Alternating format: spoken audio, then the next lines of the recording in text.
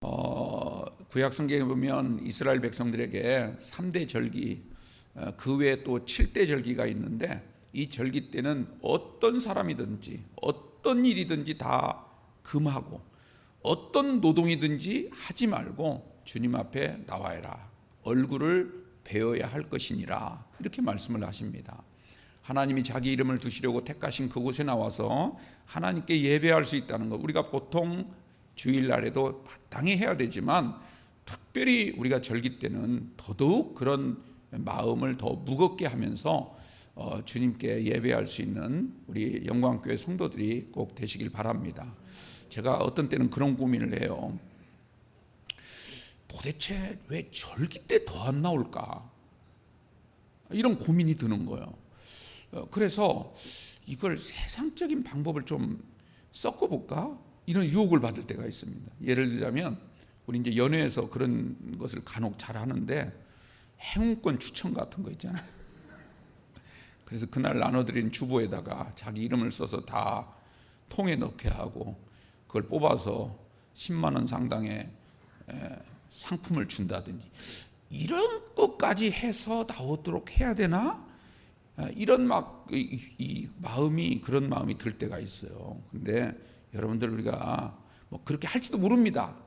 추수감사일 땐 그렇게 할 수도 있어요. 그런데 그런 거 아니고라도 정말 하나님이 나를 구원해 주시고, 우리 성찬 때 고백하지 않습니까? 내가 주님 뜻대로 살아야 되는데 그동안 알게 모르게 지은 여러 가지 죄, 하나님 이 시간 다 주님의 보혈로 용서해 주시고, 내가 여전히 죄인이지만 그러나 주님의 거룩한 살과 피를 마신다는 믿음으로 떡과 포도주를 먹는 나에게 먼저 심령의 정결함을 허락하여 주시고, 다윗이 시편 51편에서 고백했던 것처럼 주여 나에게 창조하는 새 영을, 창조하는 영을 주셔서 내 마음을 정결케 하여 주옵소서.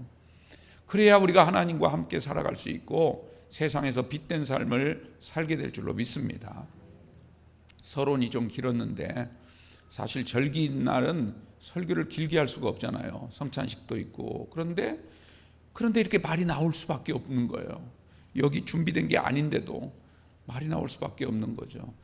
그런 목회자의 심정을, 여러분, 우리가 에스겔서를 하지 않습니까? 에스겔이 얼마나 속이 터졌으면 하나님 앞에 그런 절규하듯 그렇게 말을 할까? 사람들은 이렇게 말을 해도 비유로밖에 안 듣습니다. 그냥 목사님이 설교하시는 것이다 라고 밖에 생각을 하지 않고 그냥 자기 하고 싶은 대로 다 하는 그런 백성들을 바라보면서 에스겔이 얼마나 속이 터졌을까.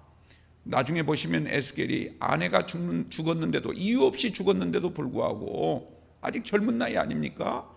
그런데도 하나님이 에스겔에게 울지 마라, 네 아내 장례식도 치르지 마라, 그렇게까지 과하게 말씀을 하시면서 지금 이스라엘 백성들이 짓고 있는 죄가 얼마나 심각한지 자기들 스스로는 알지 못하는데, 나중에 그들도 사랑하는 가족이 죽은 다음에 장례식조차도 치르지 못할 그런 상황이 될 거라고 하는 것을 미리 퍼포먼스로 보여주지 않습니까? 여러분들, 우리의 미래가 어떻게 될지를 어떻게 합니까? 지금 세계는 갈수록 점점 전쟁의 소식들이 끊이지 않고 서로 조심하는 것 같지만 점점 더 커지고 있고 점점 더 확대되고 있는 그런 지금 상황을 우리가 맞이하고 있는데, 지금 우리 앞에 폭탄이 터지지 않는다고 해서 우리는 안전하다, 이렇게 얘기할 수 있는 사람이 누가 있겠느냐는 거죠. 여러분들, 우리가 정말 다시 한번 절기를 맞이해서 정신 차리고 믿으시기를 주님의 이름으로 축원합니다. 그리고 이왕 믿을 바에는 이왕 교회에 왔으면 우리가 정말 내 직분답게 믿어야죠.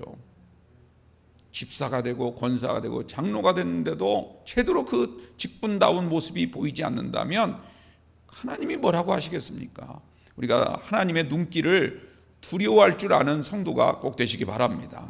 더 열심히, 이왕 왔으니 하나님 내 심령을 받아주시고 내가 드리는 헌금만이 아니라 내 모든 몸과 마음과 영혼까지 받아주시기를 원합니다. 하나님께 간절히 간구하시기를 주님의 이름으로 축원합니다. 자, 오늘 하박국서 이 예언자 하박국은 이름이 껴안다 그런 뜻입니다. 껴안다, 이렇게 껴안는다. 마치 집 나간 탕자가 돌아왔을 때 아버지가 동구 밖에 서 있다가 자식의 그 초라한 모습을 보고 그럼에도 불구하고 달려가서 힘껏 껴안았던 것처럼, 하나님은 지금도 우리가 돌아오기만을 기다리시고 우리의 심령이 주님 앞에 돌이키는 순간 우리를 꽉 껴안아 주시는 하나님이신 줄로 믿습니다. 요즘 젊은 친구들 가만히 보니까 요즘 위로받을 데가 없다고 그래요. 위로받을 데가. 그래서 저녁 일 끝나면 술집에 가서 술로 위로를 받으려고 그러고, 아가씨 집에 가서 아가씨한테 위로를 받으려고 하고, 심지어는 마약을 하면서 마약의 위로를 받으려고 하고, 별별 방법을 씁니다. 스포츠의 위로를 받으려고 하고, 여행의 위로를 받으려고 하고. 그런데 여러분들, 진정한 위로는 주님께로부터 나오는 줄로 믿습니다. 이 땅의 것은 마약과 같아요. 자, 맞을 때만 조금 일시적으로 기분이 조금 좋아질 수는 있어요. 그러나 또다시 그 약 기운이 떨어지면 마약을 찾아야만 되는 것처럼 이 세상의 즐거움과 위로는 그렇단 말이죠. 그러나 하나님께서 우리에게 주신 평강, 하나님 우리 마음에 심어주신 위로의 역사는 한 번만 받으면 그 위로의 힘이 영원토록 지속될 줄로 믿습니다. 여러분들, 그 은혜를 놔두시고 자꾸 다른 데 기웃거리지 마시고 오직 주님께만 전념하시기를 주님의 이름으로 부탁을 드립니다. 이 하박국이 살았던 시대는요, 한마디로 얘기하자면 영적인 암흑기였습니다. 영적인 암흑기. 그러니까 북이스라엘 나라는 이미 멸망을 해버렸어요. 이미 나라가 망했습니다. 그들이 왜 망했습니까?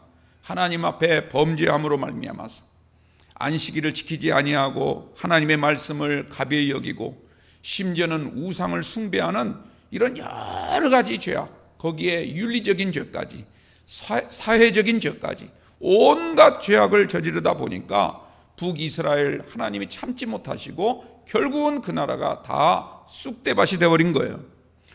남쪽 왕국인 남유다도 이 모습을 바라봤습니다.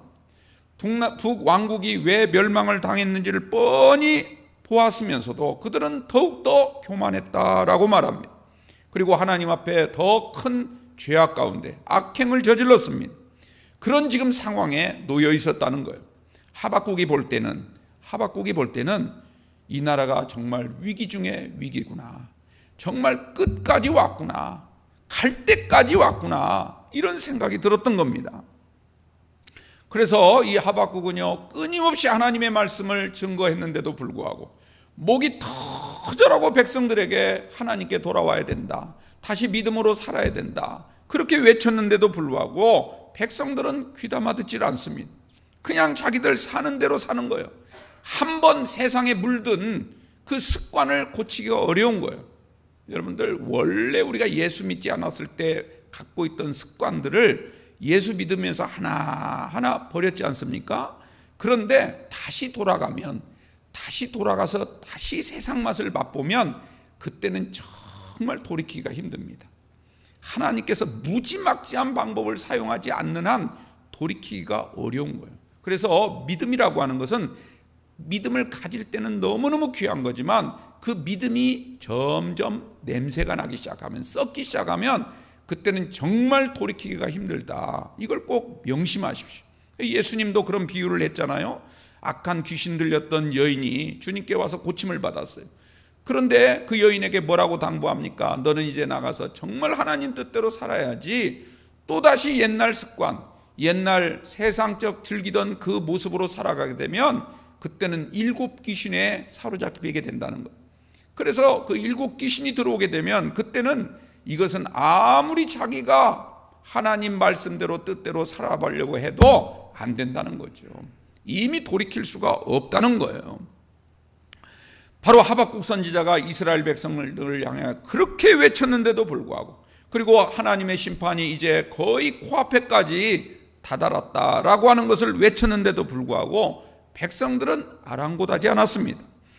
여전히 하나님을 등진 채 세상적인 욕심에 빠져서 종교적인 어떤 의식 정도만 하게 되면 그걸로 다 됐다 이렇게 생각을 하고 안심한 가운데 살아가고 있었는데, 그러한 안심이 가장 큰 위기였다라고 하는 것입니다. 이런 백성들을 모습을 지켜봐야 했던 하박국이 하나님을 향하여 간절히 이번에는 목소리를 크게 부르짖었습니다. 뭐라고 얘기를 했냐면, 하나님이 정말 살아계신다면 어찌하여 제가 그토록 하나님의 말씀을 백성들에게 외치고 있는데도 불구하고 이 백성들은 도대체 듣지 않습니까? 어찌하여 갈수록 백성들은 더 패역해지고 세상은 불의로 가득합니까? 하나님 말씀이 전혀 시행되지가 않고 있으니 하나님이 바로바로 즉각 심판을 하면 이 사람들이 금방금방 뉘우치고 돌아올 텐데 하나님이 그렇게 하지 아니하니까 지금 이 백성들이 여전히 죄악 가운데 나가는 거 아닙니까? 정의는 사라지고 오히려 악인들이 우리를 믿는 사람들을 비웃고 있고 이 하나님의 말씀을 전하는 저를 온전히 조롱하고 있습니다. 그렇게 지금 하박국이요 하나님께 하소연을 하고 있는 거예요. 하나님, 도대체 저 악인들이 언제까지 저렇게 떵떵거리고 살도록 그냥 가만 놔두시겠습니까? 그리고 왜 의인들은 여전히 힘들게 살아야 됩니까? 어떻게든지 하나님을 믿어보려고 하고 어떻게든지 기도로 승리해 보려고 하는 그 사람들은 왜 지금도 더 나아지지 아니하고 오히려 악인들에게 조롱거리가 될 수밖에 없는 이런 상황이 지금 전개되고 있는 것, 이거 하나님 너무한 거 아닙니까? 이렇게 하나님을 향하여 원망을 늘어놓았습니다. 그런데 하나님께서 뭐라고 대답하십니까? 우리가 앞에 1장 5절 이하에 있는 내용을 읽어보면 하나님이 하박국에게 이렇게 대답을 합니다. 지금은 악인들이 강성해 보이지만 저들 날이 얼마 남지 않았다는 거예요. 때가 되면 하나님이 저들이 쌓아놓은 탑, 저 불의의 탑을 하나님이 다 무너뜨릴 거라는 거예요. 저들은 지금 자신들의 불의의 탑을 하늘 꼭대기까지 쌓아놓았지만 그러나 높이 쌓으면 쌓을수록 무너질 때는 너무너무 비참하고 처참하게 무너지게 될 것이다. 이렇게 주님은 말씀을 하십니다. 그리고 그러한 비극이 어디서 시작되는가? 바로 바벨론 군대를 하나님이 몰고 와서 저들을 다 무너뜨릴 것이다. 이렇게 말씀을 하신 겁니다. 그리고 그들은 한번 무너지게 되면 다시는 일어나지 못할 거라고 주님은 강조하십니다. 그런데요, 하나님으로부터 이 대답을 들은 하박국이 기분이 좋아야 될 텐데 좀 이제 그렇구나 라고 좀 안도하는 생각을 가져야 될 텐데 그렇지 않았습니다. 하박국은 하나님의 말씀을 듣는 순간 더 당황스러웠고 더 혼란스러웠습니다. 그래서 하나님 앞에 다시 부르짖습니다. 하나님, 그게 도대체 무슨 말씀입니까? 이 백성들이 죄악을 일삼고 있다는 것은 너무너무 분명한 사실이지만 그렇다고 어찌하여 이들을 심판하실 때 의로운 백성들을 통해 심판하시는 것이 아니라 왜 저런 불의의 백성들을 통해서 심판하신단 말입니까? 이 땅에 믿음을 지키며 하나님 뜻대로 살아가는 의인들을 통해서 심판하신다면 제가 이해를 할 수 있는데 왜 하나님을 믿지도 않고 오히려 하나님을 비웃는 저 이방 백성, 우상을 섬기고 있는 저 사악한 이방 군대를 몰고 와서 이 나라를 멸망시킨다는 말입니까? 이렇게 하나님 앞에 불평을 늘어놓기 시작했습니다. 그게 1장 12절에서 13절 말씀이에요. 자, 그런데 하나님은요, 이 말씀을 듣고 뭐라고 대답을 하시는 줄 아세요? 우리가 2장 말씀을 쭉 읽어보면 하나님이 이러한 불평에 대해서 다음과 같이 대답을 하십니다. 너희들은 하나님의 뜻을 얼른 납득하기가 힘들겠지만 하나님의 뜻과 방식은 너희의 생각과는 전혀 다르다는 거예요. 사람들은 죄를 판단할 때마다 늘 상대적인 잣대를 가지고 판단하고 정죄합니다. 그러나 하나님은요, 이 죄를 상대적으로 비교해서 판단하시는 분이 아니라, 다시 말하자면 누구의 죄가 더 무겁더라, 누구의 죄는 좀 가볍더라, 죄의 경중을 따져서 판단하시는 것이 아니라 하나님이 죄를 판단하시는 가장 중요한 기준은 하나님과의 관계라는 거예요. 하나님과의 관계.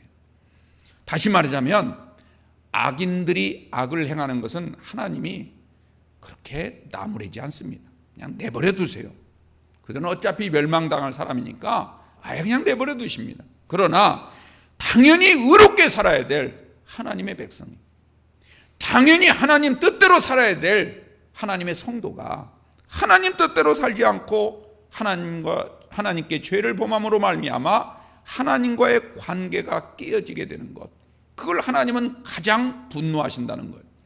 왜냐하면 우리에게는 생명의 은혜를 주셨습니다. 또 놀라운 구원의 은총을 베풀어 주셨습니다. 우리를 구원하시기 위해서 하나님이 치르신 값이 이 세상 금전으로 따질 수 있는 가격이 아닙니다. 자신의 가장 사랑하는 독생자 예수님을 우리 가운데 보내시고 그분이 십자가에서 처절한 모습으로 죽임을 당한 그 상황, 그런 대가를 치르신 다음에 우리를 구원해 주신 하나님이시라는 거예요.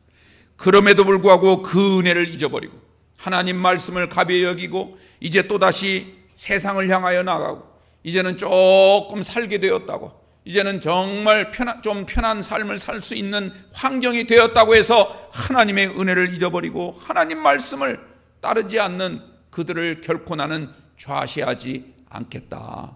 주님은 그렇게 말씀을 하십니다. 더 무자비한 백성들을 데리고 와서 하나님의 백성을 치겠다고 선언을 하신 겁니다.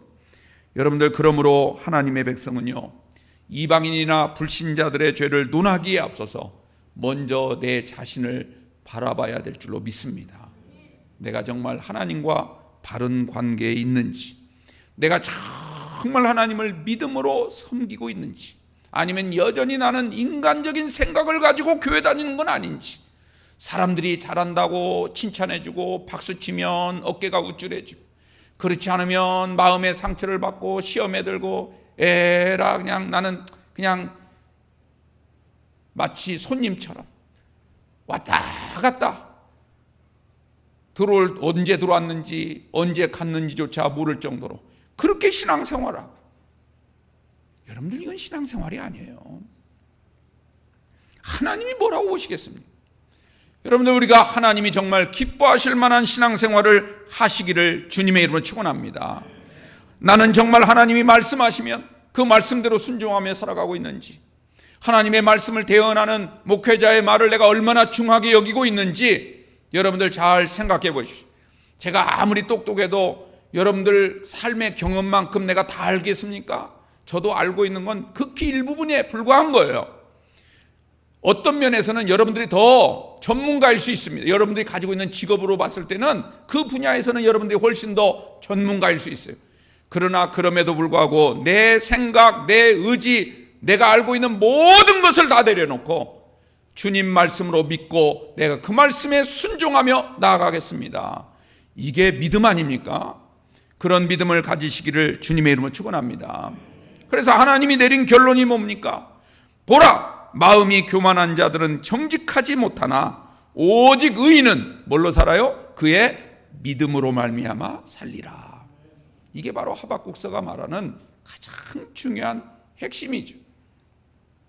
나중에 이 말씀을 바울도 인용하면서 오직 의인은 믿음으로 말미암아 살리라 함과 같으니라, 이렇게 설교하지 않았습니까? 바울의 설교의 핵심은 그거였어요. 의인은 뭘로 산다고요? 믿음으로 사는 거예요. 자기 지식으로 사는 게 아니에요. 자기 재주로 사는 게 아니에요. 자기가 가진 기술이나 힘으로 사는 게 아니에요. 자기가 살아온 경험을 바탕으로 사는 게 아니라 하나님에 대한 믿음으로 사시기를 주님의 이름으로 축원합니다. 그게 중요한 거예요. 하박국은요, 하나님의 이 말씀을 들은 순간 깨닫게 되었습니다. 하나님이 얼마나 의로우신 분인지, 하나님의 섭리가 얼마나 정확하고 오묘하신지, 그리고 하나님께 불평했던 자신이 얼마나 못난 죄인이었는지를 깨닫게 되었습니다. 하나님의 크신 자비와 사랑보다도 인간의 완악함만을 바라보았던 자신의 죄를 하나님 앞에 회개하면서 감사로 찬양하고 있는 내용이 오늘 3장의 말씀입니다. 3장은요 1절에 보면 시기 온옷에 맞춘 선지자 하박국의 노래다, 이렇게 설명을 하죠. 시기 온옷이라는 말은 몸을 흔든다, 이런 뜻입니다. 몸을 흔든다. 그러니까 하나님께 기도할 때 몸을 이렇게 흔드는 거예요. 왜 흔듭니까? 흔드는 이유가 있죠. 그건 첫째로 하나님께 앞에서 이렇게 몸을 흔드는 것은 내가 오직 하나님께만 집중합니다, 이런 뜻을 갖고 있어요. 그 다음 두 번째로는 하나님, 내 죄를 다 털어주시옵소서. 내 힘으로 내 죄를 털 수가 없으니 하나님께서 나의 죄를 털어주옵소서. 그런 마음으로 우리가 몸을 흔드는 겁니다. 우리 기도하실 때 보면 몸을 이렇게 흔드는 게 습관적으로 흔드시는 분들이 있죠. 괜히 흔드는 게 아니에요. 처음에는 우리가 무심코 시작을 했지만 다 나름대로 거기에 의미가 있는 겁니다. 그래서 하나님 앞에 이 하박국이 몸을 흔들면서 기도를 합니다. 그게 회개 기도의 모습이에요. 그러나 하박국은요, 진실된 회개를 통해서 얻은 것이 있습니다. 그게 뭐냐면 평강이죠. 하나님이 주신 평안을 얻은 거예요. 그 순간 자신 안에 쌓였던 원망과 불평은 다 사라지고 하나님이 주신 하늘의 기쁨으로 충만해진 줄로 믿습니다. 여러분들도 이러한 기쁨을 꼭 맛보시기를 주님의 이름으로 축원드립니다. 참된 감사로 찬양할 때 이런 놀라운 은혜가 임하게 되는 거예요. 그래서 우리는 오직 하나님 앞에 회개하는 것도 해야 되지만 회개의 결과로는 감사, 오직 감사. 따라서 한번 합시다. 감사, 오직 감사. 우리는 감사할 것밖에 없어요. 감사할 것밖에 없습니다. 우리가 감사하지 않을 게 뭐가 있습니까? 물론 살다 보면 어려운 일 당할 수 있고 아무리 기도해도 내 삶이 변화가 되지 않을 때 우리는 때로는 원망스럽기도 하고 불평이 찾아올 때도 있죠. 때로는 정말 이해가 되지 않는 상황 때문에 오히려 더 깊은 시름에 빠질 때도 있습니다. 하지만 그래도 감사하십시오. 그래도 감사하십시오.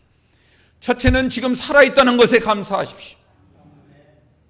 그런 어려움 속에서도 하나님이 나를 그 어려움을 뚫고 나오게 하셔서 이렇게 하나님 앞에 지금 예배 드릴 수 있다는 것에 감사하십시오. 그리고 두 번째는 하나님께 기도할 수 있다는 것에 감사하십시오. 여러분들, 하나님이 우리의 입을 열어주시지 않으면 기도 못해요. 아무리 말 잘하는 웅병가라 할지라도요, 한마디 기도 못하는 사람이 있어요.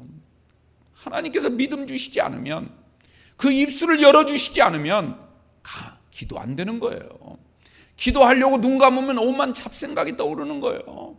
맨날 했던 말만 되풀이하고 앞뒤 주저리 뭐가 안 되는 거예요. 그리고 기도의 내용조차도 완전히 유아틱한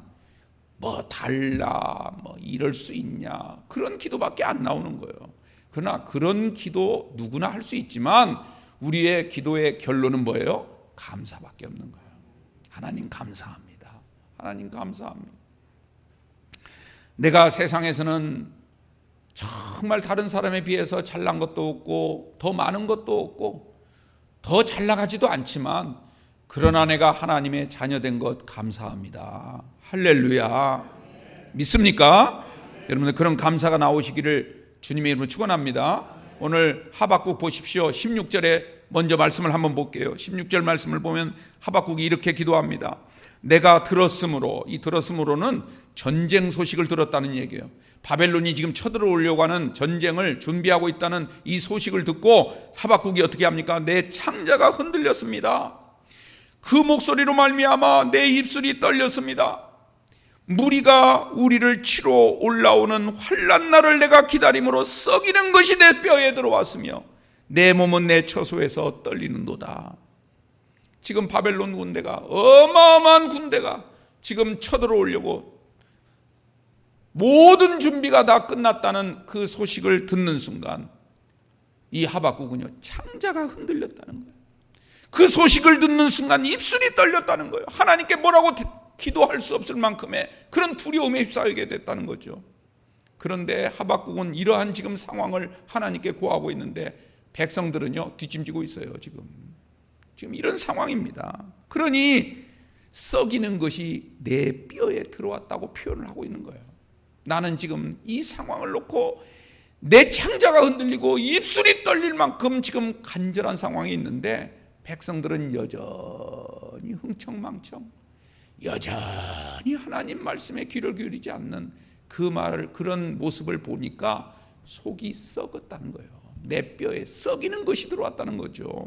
그래서 내 몸은 내 처소에 누워있는데도 불구하고 도저히 잠을 이루지 못하는 채 부들부들 떨면서 밤을 지샐 수밖에 없는 이 선지자의 심정을 하나님 앞에 고하고 있습니다.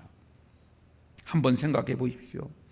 하나님이요, 하박국에게 바벨론 군대가 곧 몰려올 것이다, 이 말을 하면서 이스라엘은, 유다는 끝났다, 멸망이 임박했다, 이 말을 듣는 순간 하박국이 어떻게 했는지 한번 생각을 해 보십시오. 그런데요, 그럼에도 불구하고 하박국은 하나님의 선하심의 은혜를 믿었습니다. 그래서 시기 온옷에 맞춰 회개 기도를 드리니까 하나님께서 그 마음 가운데 평안을 주신 줄로 믿습니다. 불안과 두려움이 사라지고 모든 공포가 사라지면서 순간 감사의 찬송으로 바뀌고 있음을 우리가 알게 됩니다. 오늘 17절, 18절 우리 같이 한번 읽어볼까요? 17절과 18절 말씀 시작. 비록 무화과 나무가 무성하지 못하며 포도나무에 열매가 없으며 감람나무에 소출이 없으며 밭에 먹을 것이 없으며 우리의 양이 없으며 외양간에 소가 없을지라도 나는 여호와로 말미암아 즐거워하며 나의 구원의 하나님으로 말미암아 기뻐하리로다. 아무것도 없을지라도 오직 여호와의 은혜, 하나님으로 말미암아 나는 즐거워할 수 있다는 거죠. 나의 구원의 하나님으로 말미암아 기뻐하시는 여러분들이 되시길 바랍니다. 그리고 19절 말씀, 주 여호와는 나의 힘이시라. 나의 발을 사슴과 같게 하사 나를 나의 높은 곳으로 다니게 하시리로다. 믿으시기 바랍니다. 사람들은요, 자꾸 뭔가를 받아야 감사를 해요. 받지 않으면 감사하지 않고, 뭔가 풍성해야 감사합니다. 이것은 초보적인 감사예요. 이건 아무나 그렇게 할 수 있습니다. 아무나. 그런데 믿음의 사람은 없어도 감사하십니다. 없어도. 심지어 모든 걸 잃어도 감사한 그런 성도가 진짜 믿음의 성도인 줄로 믿습니다. 이게 수준 있는 사람이에요. 정말 진짜 성도인 것이죠. 왜냐하면 여호와로 말미암아 나에게 구원을 베풀어 주셔서 내가 이 땅에서는 이렇게 힘들고 어렵게 살아가고 있을지라도 하나님께서 나를 위로해 주시고 나의 영원한 처소는 하나님이 아름답게 꾸며 주셨을 것이라는, 왜냐하면 내가 이 땅에 이렇게 어렵게 사는데도 불구하고 내가 하나님을 붙잡은 손을 놓지 않고 하나님 앞에 열심히 나와서 신앙생활하는 그 모습을 하나님은 반드시 아시기 때문에 하나님이 나의 영원한 처소를 더 아름답게 꾸며 주셨을 줄로 믿습니다. 여러분들, 역세권만 좋은 게 아니에요. 천세권이라고 있어요. 천세권. 역세권만. 요즘에는 역세권도 있고 뭐 숲세권도 있다고 그러더라고요. 그게 좋은 게 아니라, 거기 사는 것도 좋지만 그러나 하늘나라에 가장 아름다운 곳에 하나님이 나를 위하여 예비하신 그 처소, 주님은 우리를 다 아셔요. 우리를 다 아셔요. 그래서 내가 가장 원하고 내가 바라는 그것을 하나님이 이루어 주실 줄로 믿습니다. 일반 성인들이 사용하는 단어가 보통 26,000개 정도 된대요. 학자들이 그래요. 어느 학자들이 보통 성인들이 사용하는 일상 용어가 한 26,000개 정도 되는데, 그 26,000개 단어 가운데 가장 아름다운 단어가 뭘까 했더니 감사라는 단어랍니다. 감사. 두 번째가 사랑합니다. 감사라는 단어. 그리고 사랑합니다도 진짜 감사의 마음으로 해야 되죠. 그래서 우리가 외국 여행을 갈 때 제일 먼저, 다른 건 몰라도 그 나라 말 한두 개 정도는 배우고 가잖아요. 그때 제일 먼저 우리가 배우는 게 뭐냐면 감사합니다. 그걸 배우는 거죠. 가서 감사합니다. 그래서 예를 들어 영어 쓰는 나라 가면 땡큐, 이건 우리가 알잖아요. 중국에 가면 쎄쎄, 감사한단 말이에요. 쎄쎄. 일본에 가면, 아직 안 가보셔가지고, 아리가또 고자이마스. 아리가또 고자이마스. 외워두세요. 아리가또 고자이마스. 그렇게 외운단 말이에요. 자, 유대인들은요, 자녀를 낳을 때 가장 먼저 가르치는 단어가 감사합니다. 유대인들은 어렸을 때 갓난아기 낳을 때 제일 우리는 뭘 가르치죠? 엄마 자기를 막 각인시키죠. 세뇌시켜. 가스라이팅을 시키는 거야. 그러니까 나중에 말 안 듣고 말이지 속썩이고 그러면 내가 너를 어떻게나 하는데 막 그런 감정이 막 섞이는 거죠. 근데 유대인들은 자녀를 낳으면 가장 먼저 가르치는 말이 감사래요. 그래서 탈무드를 읽다 보니까 이런 내용이 있어요. 유대인들의 지혜서라고 하는 탈무드를 읽다 보니까 유대인들이 자녀들을 이렇게 가르치는데 이 감사란 말을 가르치는데 이 감사라는 단어를 완전히 익힐 때까지 절대로 다른 단어는 가르치지 말라. 이런 교훈이 탈무드에 있더라고요. 뭐 실제로 그렇게 하는지는 모르겠습니다만 어쨌든 그만큼 감사라는 단어가 중요하다라는 것이죠. 여러분, 우리의 믿음이라고 하는 것, 우리 신앙이라고 하는 건 절대 눈에 보이지 않습니다.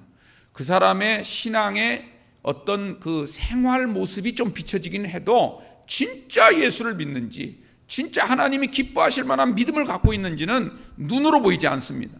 저 사람의 믿음이 진짜 믿음인지 우리는 알 수가 없는 거죠. 주님은 아시지만. 그런데 이걸 가장 잘 알 수 있는, 그래도 가장 정확하게 알 수 있는 가장 가까운 방법은 감사라는 말을 얼마나 사용하는가 이거예요.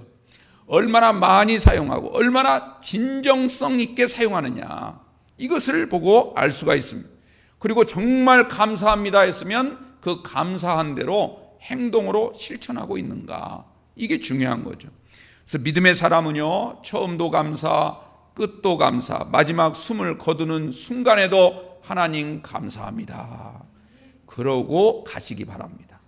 하나님 감사합니다. 내 마지막 멘트는 하나님 감사합니다. 꼭 그 말을 하고 가게 하여 주옵소서 기도하셔야죠. 그 사지 없는 인생이라는 책을 쓴 닉 부이치치라고 하는 사람 혹시 아세요? 태어날 때부터 팔다리가 없어가지고 몸통만 가지고 태어난 거예요. 머리하고 몸통만. 여러분 상상해 보십시오. 그게 자기 잘못도 아니고, 그래 얼마나 부모가 원망스러웠겠습니까? 자라면서 막 극심한 우울증에 빠지기도 하고요. 몇 차례 자살을 하려고 그런 시도까지 했다는 거 아닙니까? 그런데 어느 날 교회에서 목사님 설교를 듣고 있는데 그날 설교 말씀이 요한복음 9장 날 때부터 소경으로 태어난 사람, 그 설교를 목사님이 하셨다는 거 아닙니까? 설교가 매번 설교마다 은혜 받는 건 아닌 것 같아요. 어떤 순간 딱 은혜가 되는 때가 있는 거지. 매 구름이 낀다고 해서 맨날 비 오는 건 아니죠. 그러나 구름 낀 데가 있어야 비가 오는 거 아니겠습니까? 그 설교를 하시는데 목사님이 이렇게 설교를 하시더라는 거예요. 성경에 보면 제자들이 묻잖아요. 저 사람이 소경된 거, 날 때부터 소경된 게 저 사람의 죄 때문입니까? 저 부모의 죄 때문입니까? 이렇게 물어봤어요. 그랬더니 예수님이 제자들에게 대답하시기를 그것은 자기 죄 때문에도 아니고 부모 죄 때문에도 아니고 하나님께서 저 사람을 통해서 자기 영광을 나타내려 하십니다. 이렇게 예수님이 하신 말씀을 목사님이 설교를 한 거예요. 부이치치가 이 말을 듣는 순간, 이 설교를 듣는 순간 이렇게 표현을 합니다. 온 몸에 하늘의 뇌성을 맞은 것처럼 전율을 느꼈다. 이렇게 표현을 했어요. 하염없이 눈물을 흘리기 시작했습니다. 그러면서 그 마음 가운데 놀라운 변화가 일기 시작했습니다. 그래서 그때부터 그는 입에 감사라는 말이 나오기 시작했습니다. 그전에는 원망하고 불평하고 했는데 하나님 감사합니다. 내가 비록 팔다리는 없지만 그러나 내가 하나님께 나올 수 있는 은혜, 이런 상황을 나에게 주신 것 감사하고, 나에게 정말 좋은 부모 주신 걸 감사하고, 나 같은 불구자를 낳았다는 그 아픔 때문에 평생을 나를 놓고 기도하고 있는 내 부모님이 계신다는 것, 이게 얼마나 감사한가. 그리고 그 부모님이 나를 데리고 올 때마다 내가 팔다리가 있으면 내가 알아서 교회에 올 텐데 꼭 부모님의 의지를 받아서 그 부모님이 나를 데리고 와야만 내가 올 수 있는데 그 수고, 그 엄청난 수고가 아무나 할 수 있는 게 아니잖아요. 부모니까 감당하는 거 아니겠습니까? 그래서 감사합니다. 어떤 상황에서도 나는 감사합니다. 감사를 달고 살았더니 그 뒤로부터 어떤 일이 일어난 줄 아세요? 세계 각국에 다니면서 간증할 수 있는 그런 놀라운 기회가 찾아오게 된 거예요. 그래서 현재까지 내가 찾아보니까요, 다닌 데가 5만 번 정도 다녔대요. 5만 번 집회를. 그리고 심지어는요, 그 미국 국회에서도 연설을 했고요, 적어도 5번 정도 국회 연설을 할 만큼 세계적인 명연사가 되었다라고 하는 것입니다. 하나님께서 그의 불구의 모험에도 불구하고 이런 놀라운 역사를 베풀어 주시고, 그 역사를 통해서 그가 사지 없는 인생을 쓰게 했는데, 그 책이 한때 베스트셀러가 되었고, 그 책을 읽었던 수많은 장애인들, 수많은 낙심했던 사람들, 자살을 할까 하고 고민했던 사람들이 다시 희망을 얻고 다시 생의 기회를 찾게 되는 놀라운 역사가 임하게 된 줄로 믿습니다. 비록 하나님은 그를 불구자로 태어나게 하셨지만, 그러나 그 한 사람을 통해서, 불구자 한 사람을 통해서 하나님이 하시고자 하시는 영광을 나타낸 줄로 믿습니다. 우리는 어떻습니까? 사지 멀쩡하고 모든 게 다 걱정 없이 우리 60만큼은 적어도 이렇게 건강한 모습으로 살아가고 있는데, 나의 몸을 통해서, 내 생활을 통해서 하나님의 영광을 얼마나 나타내고 살아가고 있는가, 우리 자신을 한번 깊이 들여다보면서 그것을 바꿀 수 있는 비결은 감사. 아멘 안 하시네요. 오직 감사. 할렐루야. 그 믿음으로 사시기를 주님의 이름으로 축원합니다. 하나님 아버지 감사합니다.